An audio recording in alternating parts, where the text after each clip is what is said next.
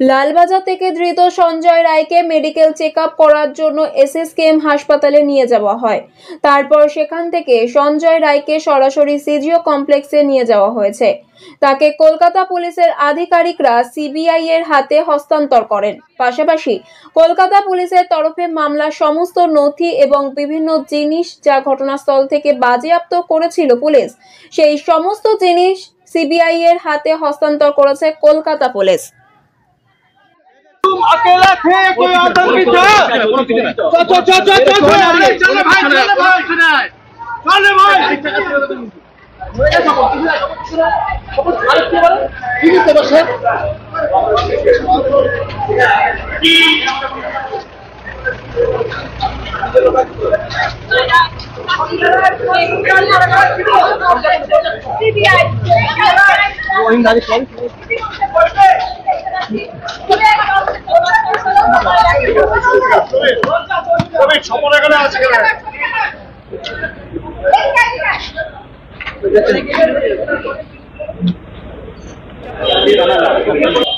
এদিকে চাপাও।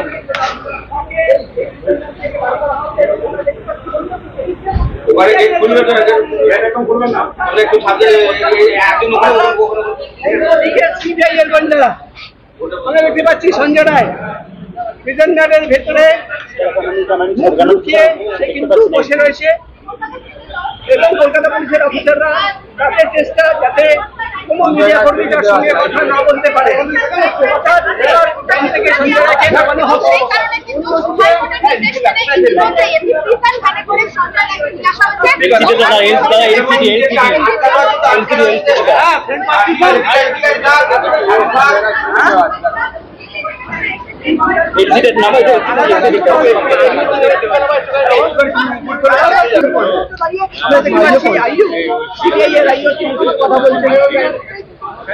हम निकालेंगे इसको, आने के बाद निकालेंगे। ठीक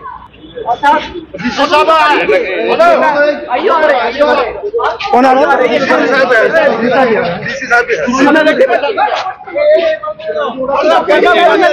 সমস্ত ডকুমেন্ট ব্যাগে করে সমস্ত ডকুমেন্ট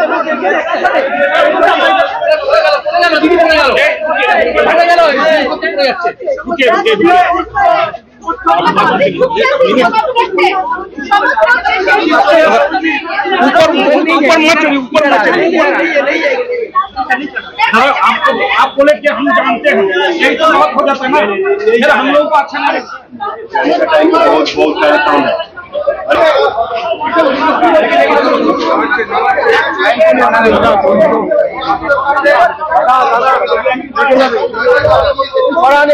जगह बनाई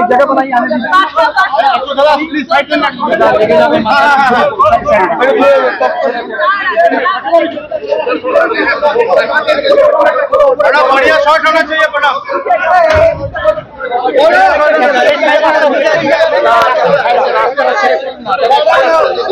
बढ़िया शॉट होना चाहिए।